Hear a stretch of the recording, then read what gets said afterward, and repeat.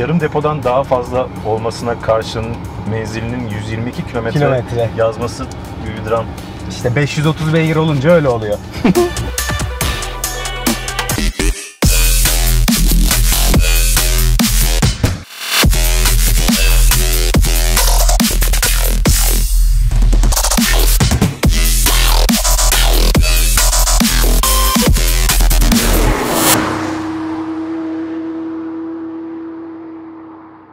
Merhaba arkadaşlar.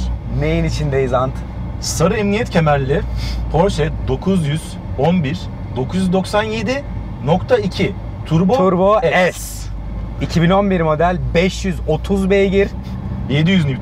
Of. Ayrı bir dünya. Ya bugün yarışım olduğu için kullanamadım pistte ama dışarıda biraz kullandım. Pistte biraz yanda oturdum. Tanıdım yani şöyle, bunu tanımak için hakikaten iyi sürücü olmanız lazım. Bizim üstümüzde yani. Açık konuşmak gerekirse.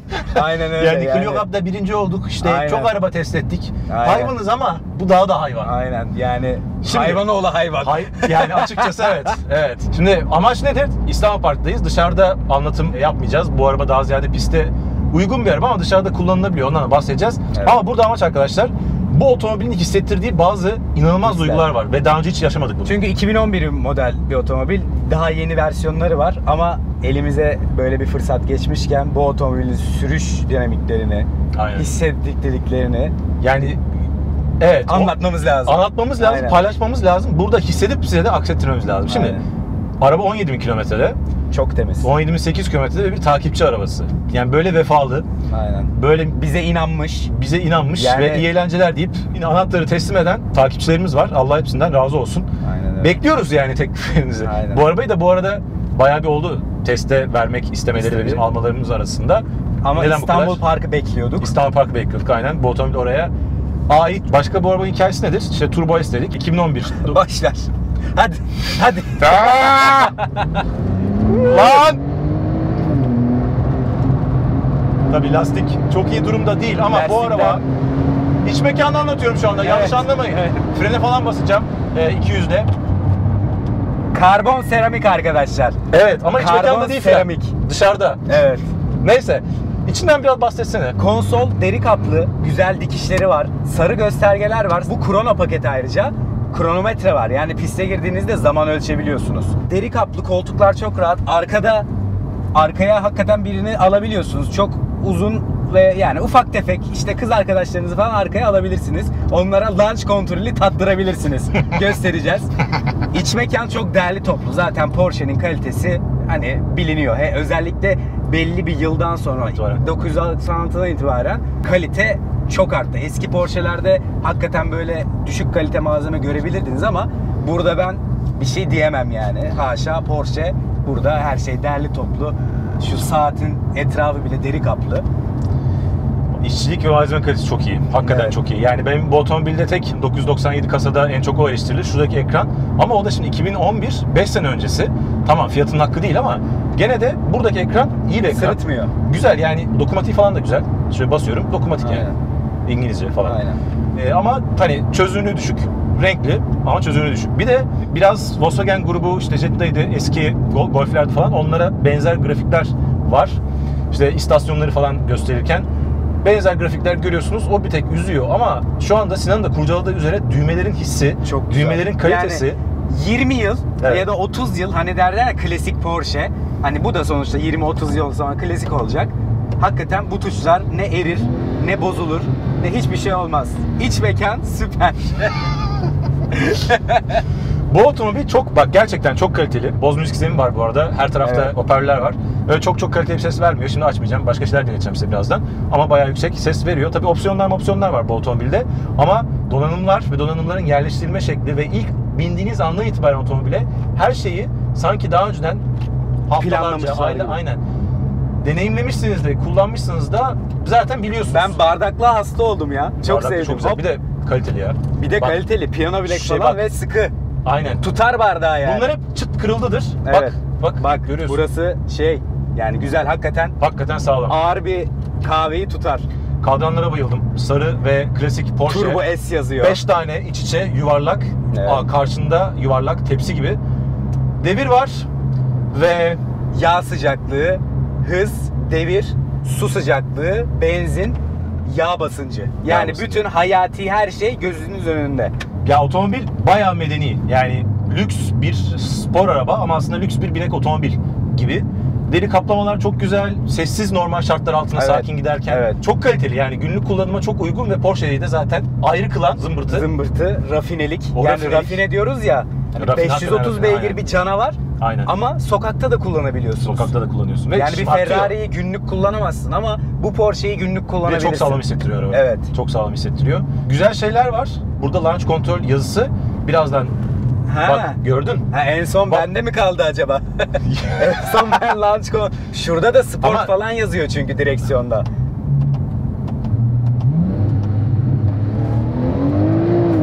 Kafa kaldırıyor. Ya bildiğin kafa kaldırıp direksiyon. Nereye gidiyorsun sen Aynen. ya? Sen nereye gidiyorsun Allahsız? Bu araba çok güzel. Harika. Yani bir de belli bir konfor Ya bir de- düzeyi var. Belli bir konfor düzeyi var arabanın ki konfora geçtim şu anda. Söyle. Evet. Bir de yani en üst çizgide bu araba. Çok yukarıda. Porsche'nin Çok yukarıda. yani öyle Aynen, de bir çok- durum var. Çok yukarıda. Ama Cayman'le bir kere birincisi hissinle alakası yok. Evet. Hani karşılaştırıyorlar. Ay Cayman Cayman ortadan mid engine motorlu. diye geçiyor Ay daha zaten. keyifli. İşte Ortadan T'yi tercih motor. edilebilir mi acaba falan. Tabii ki yani. Anladın değil mi? Onu deşifre ettiysen. Konfor şöyle izah edeyim. İnsan gibi gidersen bu otomobili yaşayabiliyorsun. Evet. Ya ben dışarıda da kullandım. Pistten sonra bir piste tur attık. Sonra dışarıda da kullandım. Yani çok sert engebeleri normal hızla geçtiğiniz zaman hiçbir sıkıntı yok. Mesela köprüden geçerseniz Ha, mesela curb. kör. Yani sen bunu 4C ile geç. Böyle Aman- aman Aynen. diyeyim. Aynen. Aman Böbrek diyeyim. taşı düşer yani. Demin 200'e girdim körbün üzerine. Aynen. Güzel, Ha, değişik direksiyon nasıl? Bunda yani bu otomobilin performansını göz önünde bulundurduğunda konfor iyi. Bak bir de Hakikaten iyi. Yani çok ehli ve çok çalışılmış. Bir de zaten süspansiyon ayarı da var. var. Bak Sport Plus'a başlanınca canavar modu bak. Aa, vites düşürmedi. Ha, Manuel bir- değil o yüzden. Ha, manuelde. Manuelde. Normal giderken Sport Plus basınca yapıyor. Dirileşiyor böyle makine. Yap. Gördün mü? Canavar modu. Kapa. Bak şimdi normal. Bir daha.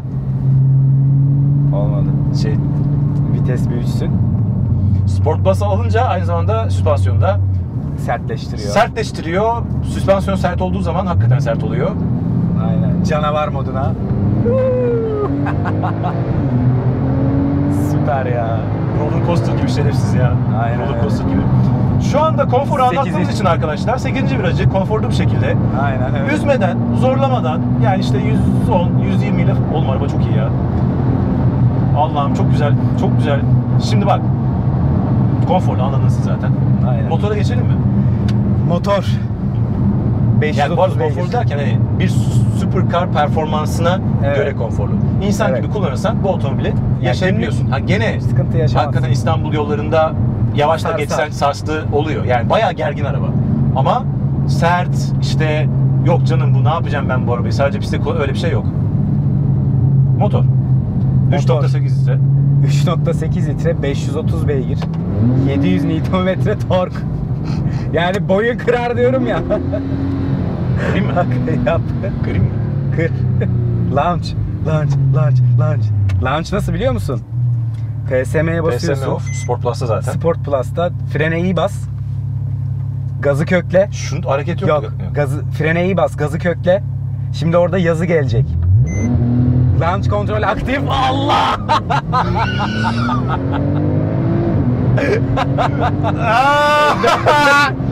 Yer mi? Yer. Ya. Yer mi? Allah yedi valla. Oğlum yedi. Hiç istifini bozmadı bile. İstifini bozmadı. Hiç istifini bozmadı. Öp. Hiç istifini bozmadı. Şimdi bütün böyle masajımızı yaptırdık. Bütün o O ne diyordunuz siz o şeylere? çakraları Ha, falan kırdı ya. Bütün pelte gibiyim şu an. Ya motor.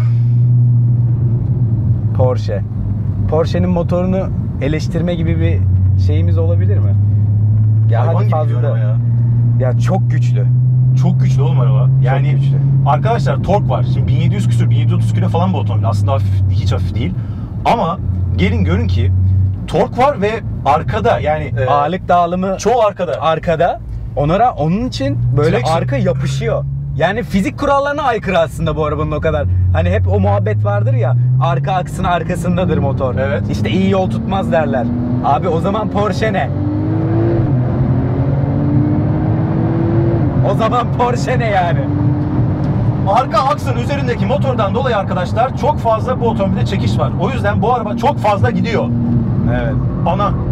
Yanladı. Biraz hayret, lastik bitiyor olabilir.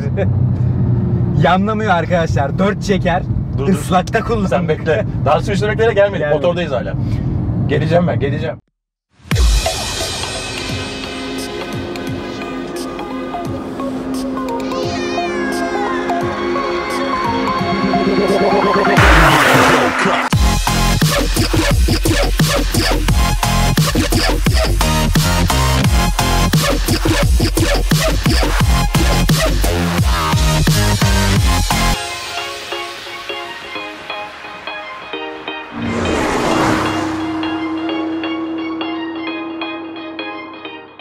Çekiş çok fazla. O yüzden hani 530 beygirle 700 Nm zaten aşırı yüksek. Ya aşırı demeyelim de çok yüksek rakamlar. Stage 1'e gerek yok Bunun yani. da üzerinde hissettiriyor. 600 beygirden Evet, aşağı var evet, bu araba. Öyle evet. hissettiriyor. Motor çok iyi. Tüketim. Sen bakma Tüketim. tabii. Baktım. Yani ben Sen- kullandığımda 25'ti. 25.2 idi. Şimdi kaç? Şimdi Bu arada lastik basınç gösteriyor. Ortalama 28.9'a çıkmış. o kadar değil, o kadar ya. Pistte böyle de normalde ben bu arabayı aldığımda 19 küsürdü. Yarı otoban, yarı gazlama yaptım. Gene 19'u yaktı. Yani Hiç- 19. Yok, hiç gazlamazsan hani normal kullanırsan 15. 13'e falan doğru gidiyordu. 12-13'e gidiyordu. Sonra sıkıştırdım. 12-13 bence olmaz Hiç ama ya. hiç gazlamazsan. Çünkü bak şanzıman Açık 7 yolda. ileri. Çok şey yapmadan, yoğun trafiğe falan girmezsen hani. Ya trafiğe de girdim. Girdim. Ya trafiğe girdim, tamam mı? Otobanda saldım arabayı biraz. Evet. 12-13'lere geldi. Sonra sıkıştırdım, tekrar 19'a çıktı. 19'a çıktı. Yani 12-13 yakar bu araba. Ama gazlamayacaksın. Gazlamayacaksın. Ki böyle bir ihtimal yok. Yani yok. O yüzden Bir de çok tuttuğu için kaygan yolda kullanmak acayip zevkli. araba Yani şu kaygan tozlu yolda kullanıyorum.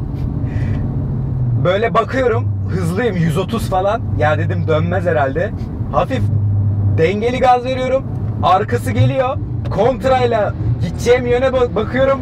Gazla araba kafa kaldırıp hızlanıyor. Ya muhteşemdi ya. arkadaşlar Amerika'da King Dakar diye bir tane roller coaster var. Dünyanın birkaç sene öncesine kadar en yüksek ve en hızlı roller coaster'ıydı. Binmedim ama herhalde onunla Allah tabii ki de girebiliyor. Girebiliyor manuelde. Onunla tepeden inmek herhalde buna benzer bir histir diye tahmin ediyorum. Motor harika, çok güzel motor. Çok güzel motor. Bayıldım. Ağzına kadar bu motor turbo. Evet. Yani bu ne demek? Ve gecikmesiz turbo ya böyle. Bak mesela dördüncü testteyim. 1500 devir. Bak nasıl tutuyor bak. 25. Bak nasıl tutuyor bak. Aynen. Bak Gaz bak bak. tepkimesine bak. Bak. Bastım. Ha Düşürüyor. niye Manuel düşürüyor? al. Manuel zaten. Şimdi bak. Üçüncü vites, dördüncü vites. Şu anda yok, üçüncü vites. İşte. Yavaşladım. Bastım. Yok. 2500'den itibaren yapıştırıyor. Çok iyi. Ya ben bir anda Kesici yok. zaten hızı anlamıyorsun. Bir anda kendini 250 yaparken falan görüyorsun. Evet, öyle oluyor. Yani ve yaptığın yol normalde 130 yaptığın yol böyle. İbreye bakıyorsun, bakıp ayağını frene koyuyorsun öyle. Ya şurada ben bir baktım 258. Lan ne oluyor? Yok böyle bir şey. Yok öyle şey. Aynen. Ve şanzıman ya. Şanzıman PDK. Oğlum bak, bu arabanın birinci şeyinde, makyaj öncesinde PDK yoktu. Evet. Tiptronic galiba vardı. Bununla Eleştiriyorlardı. beraber PDK geldi ve düşündüğün zaman bu PDK'nın ilk nesli. Şimdi iyice geliştirdiler. Evet. Şimdi kim bilir ne yapıyor bu şanzıman. Yani Allah. Böyle iç çekilmesi oluyor ya. Başta kes. iç çekilmesi. Oğlum bana Bu mısın işte. demiyor. Hayvan ol hayvan, bana mısın Aynen. demiyor. Yürü! 250 ile freni. Bak bu düşürüyor işte. Evet. Bu düşürüyor işte. Aynen. Ha. Ha. Bağlayamadım.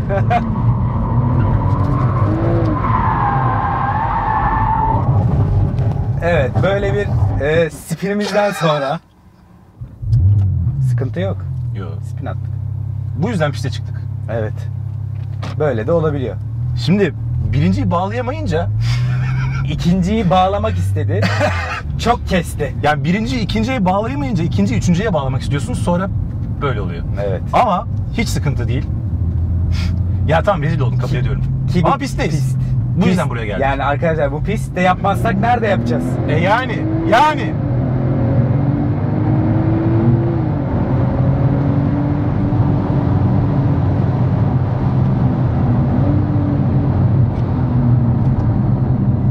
Yani şanzımanın hemen hemen %80, %85 falan oranında düşüşleri düşürüyor. Yani Evet, bastığın zaman çat evet, diye düşürdüğün düşürüyor. zaman, istediğin zaman düşürüyor. Çok hızlı atıyor. Ya bazıları hiç Porsche'yi sevmiyor. Yok işte şöyle böyle hızlandırılmış bir Volkswagen diyorlar falan ama ya bir kullanmaları Yok. lazım. Bak Bir kullanmanız lazım. 991 değil bu araba, 997. O yüzden elektrikli direksiyon yok. Hidrolik Evet. direksiyon var ve bu araba çok mekanik. Evet. Yani bu araba Yani o Direksiyon- kafayı oğlum, spin direksiyon- atarken böyle o açısı ağırlığı- nerede? Ağırlığı hissediyorsun. o arkadaki ağırlığı, motorun arkada oluşunu, o limitte Aynen. falan, hani kardeş bak dikkat et, ısırırım. Çünkü motor arkada, yani Evet. şey değil. Bu otomobil önden motor arkadan yetiştiği ki böyle dengeli gitsin. Gitsin. Oralarda hani aşırı, mesela M5'te ne yapıyorsun? Ağır ağır gemi gibi geliyor. Gemi gibi ve eğer çok aşırı açıyı abarttığın zaman toplama imkanın var, dönüş çapı var, şu var, bu var. Bu otomobil hep kontrolle gitmen Evet. lazım. Yani biraz ağırlık transferi hani yaparak. aynen salıp da haydi sonra toparlayayım. Yok. Yok. Giderken daha O da bilek aynen yani. öyle, aynen öyle. Hani dedim ya, bu arabanın limitleri %90 insanın limitlerinden çok daha yüksek. Onun için bu arabanın sahibi birçok kez piste giriyor. Yani zaten yeri burası. Sokakta imkanı yok, sokakta limitinde gidemezsin. Tam yeri pist zaten. Ama çok güzel makine ya. Çok yani. Çok güzel araba. Yani bu araba tamamen bir pist lastiğini hak ediyor pistte. Ya güzel. şöyle söyleyeyim. 7. viteste arkadaşlar, 6'ya geçme. 7. viteste 1500 devirle gidiyoruz ve hızımız 90. Hayır. Ya ben Bak, bir şey bak, söylemek istiyorum. 1590. Ben bir şey söylemek Efendim? istiyorum. Ya ben duygulandım yani arabadan kullandıktan sonra. Ya o kadar güzel gidiyor ki, o kadar güzel duruyor, viraj alıyor ki. Ama ya Sinan duygulandım Bey, yani. Sinan Bey, bizi de duygulandırın. Aynen.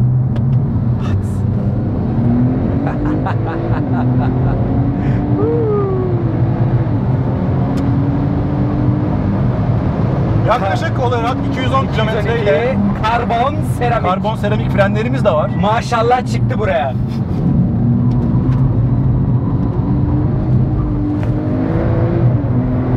Kesiciye girmiyor ilginç bir şekilde. Bazen giriyor. Bazen giriyor. Burayı erken kes. Erken. Evet. Geç kesiyorsun. Kesmeye başla.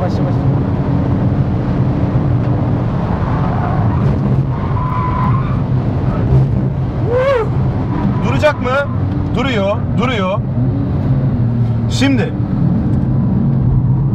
bak, lastikler iyice yumuşadı, arkası gelmeye başladı. Hayır, eziliyor artık. Eziliyor artık. Bak, Çok fazla şey önden yapma, de- önde de bitmesin şey var. lastiği.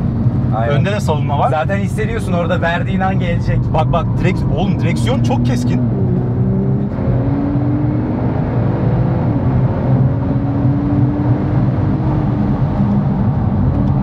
Şöyle izah edeyim arkadaşlar. Arabanın limitleri aşırı yüksek. Yani aşırı yüksek. Hem motor olarak, performans olarak, hem tutuş olarak tam bir hayvan. O yüzden bu otomobile Tırmalıyor yani silik mi diyeyim, yarı silik mi diyeyim, ne koyarsınız mesela bazen kesiciye girdi. silik hakkıdır yani. Araba beni terletti. Çünkü şey girdi, oğa girdi bak. Bak. Evet. Bir de tabii 4 çeker bu. Yani Güzel, şu an PSM kapalı zaten. ESP açık. ESP açık mı? Evet. Ona rağmen iyi, bayağı saldı kendini. Bak gelecek, versen gelecek. Aha. Kesti.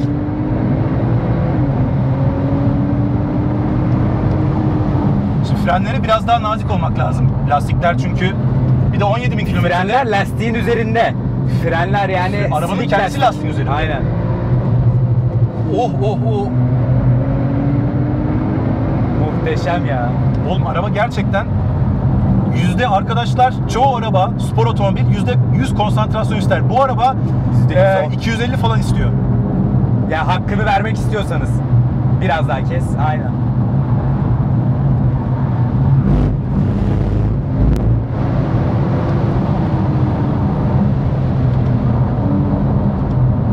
Ve bunları yapıp otomobil kendini iyi hissediyor yani. Bak kafa kaldırıyor. Her seferinde her gaza bastığında araba yeniden doğuyor. Bu sefer çok fazla gerek yok.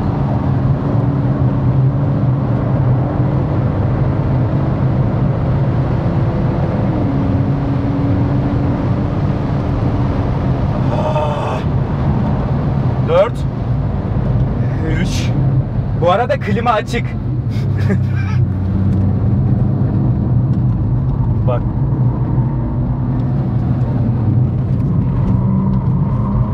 Şimdi böyle şu 4 çeker olduğu için başta hafif bir kafadan kayma eğilimi gösteriyor. Gaza Ama oturduğun inatçı zaman- olup gaza oturduğun zaman yanlayarak, hızlanarak çıkıyorsun virajdan. Ana düzlükte 210 yani. Ana düzlükte Aynen. 210. Terledim. Aynen. 20 derece arkadaşlar. Yani klima 20 dereceye tabii soğutmaya çalışsa da bunu beceremiyor. Çünkü biz çok ısınıyoruz. Vücut sıcaklığı normalde 36 derece falandır. Muhteşem. Yani limitler çok yukarıda ve şöyle söyleyeyim, İstanbul Park'ta bugün Yok. İstemsiz gülüyorum yani. Bir şey yok. ya benim hayatımda bu kullandığım en hızlı araba. Benim de. Ve İstanbul Park hangi arabayı çıkartırsan çıkar, tabii yarış arabasından bahsetmiyorsak, bu kadar yola uygun bir otomobilden bahsediyorsak, İstanbul Park arabayı yener. Evet. Eğer sen Fazla gelir pist yani. aynen lastikler biter, frenler biter, şu biter, bu biter. Bu otomobili kısıtlayan tek şey lastik. Lastik. Ki bu otomobilde tekrar ediyorum 17.900 kilometrede iyi lastikler var esasında. Benim arabayla aynı lastikler. Pilot Super Sport'ta Evet. Super Sport diye yeni bir modeli var. Yeni model. Onlar var ama 3-4 defa araba daha önce piste çıktığı için pek diş yok yani. Evet. Lastik. Gene bir tıraşlanmış hafif. Bu arabaya sport kapı yapıştıracaksın. Aynen. Hatta sport cup değil, pist lastiği yapacaksın. Ya bildiğin silik. Ya hani dışarıda da arada kullanabilirsin diye. Ha ya piste gelirken pist için jantın olacak 4 tane. Takacaksın, sıkacaksın, tamam. Burada bir Formula 1 pistindeki en güzel Formula 1 pistlerinden bir tanesi bu. Bu otomobil burada zayıf hissettirmiyor. Kesinlikle. Şöyle izah edeyim, kafa kafayalar. Kimse kimseyi yenemiyor burada. fren hissi Yani falan, yorulma yok. Yorulma yok ya. Yani Oğlum bak, karbon seramik tabii. her seferinde muhteşem. baştan başlıyor. Aynen. Araba her seferinde baştan başlıyor. Fren mi? Al. Bugün bir Şifre var, hiç bitmeyen şey. Şifreli. 1 milyon Aynen. altın falan. Bir tek lastik bitiyor. Bak arkası Oturuyor. biraz açıyor. Yavaş dur. Çok içten al. Çok içten al.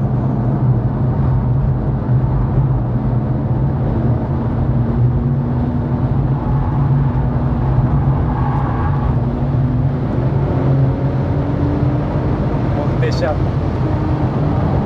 Şey kapalı değildi değil mi? Değil. ESP devrede. Değil ama salıyor yani. Saldı. Tutmuyor özü çok. Yani geliyordu arkası. Evet. Bir 20 derecede falan sanırım girdi. Evet. Yani ESP açık olmasına rağmen Bir de bayağı şöyle bir şey var. arkası geliyor. Aynen geliyor. Kapadığın zaman da 4 çeker bazen ESP gibi devreye giriyor. Evet, Yani evet. PSM kapalı. Limittesin. Limitte. Açıyı mı kavruyor, ne yapıyor onu algılıyor ve belli bir noktadan itibaren hani güç öne gidiyor. Evet. Ki bu otomobillerde, turbolarda, 910 turbolarda çok az bir kısmı öne gider. Öne gider. Ama gerektiği kadar biçimde, yani sen tabii abartmalıysan açıyı, gidiyor ve tekrar seni hizaya oturuyor. Hizaya oturuyor. Sen dedin ya, bakıyorum fırlıyor diye oraya. Ya evet, mesela ön kafadan kayar gibi korkuyorsun. Korkmayıp gaza bastığın zaman arkası açılıp direksiyon eğer doğru yöndeyse fişek gibi ilerliyor makina. Bir de Deli şu ya. var, şu var. Şimdi 4 çeker. Abi arkada yetiş olsa daha zevkli olmaz mı? Yağmur yağınca görüyorsun 4 çekerin daha doğru geldiğini. Aynen. Yani arka yönetiş olsa yağmurda fena. Bu otomobil arkadaşlar benim hayatımda kullandığım En kudretli araba, en gaddar araba. Gaddar. En gaddar, en hunhar araba. Yani dış görünüşü böyle güzel sülün gibi ama Küçük bir de kompakt. Gaddar, Bak evet. bakıyorum bak şurada ön sol, Aynen. orada ön sağ, orada. Araba Görüyorsun. küçük, kompakt. Pahalı bir oyuncak gibi biraz. Dışarıdan gözükmesi inanılmaz. Limitler inanılmaz yüksek arabada. çok. Yapabildikleri çok fazla şey yapabiliyor bu araba. Efsane araba ya. Eğer Efsane araba. maddi gücünüz varsa bir Porsche 911 Turbo S alın. Alın. 200 bin euro civarı fiyatı var. Hak ediyor. Hak ediyor, her kuruşunu hak ediyor. Yani yurt Hayvan dışında gibi daha araba. uygun, orada da hak ediyor. Yani boşuna çok yönlü spor otomobillerin kralı mıdır artık ne derseniz. O işte 911 turbo için bunu söylerler. Aynen. Boşuna demiyorlar. Aynen. Çok iyi muhteşem. araba. Çok iyi araba. Yani buradan bunu herhalde seveceğinizi umuyorum hepinizin bu videoyu. Yüzümüz gülüyor. Yani böyle istemsiz bak hala gülüyorum.